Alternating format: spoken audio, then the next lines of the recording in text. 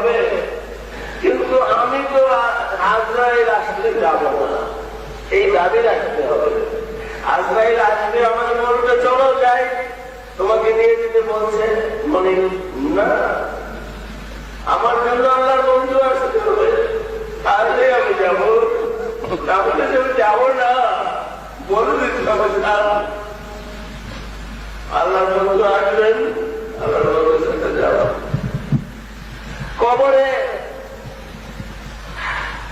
একা থাকবে না, তোমার নামাজ সমস্ত সাথে থাকবে।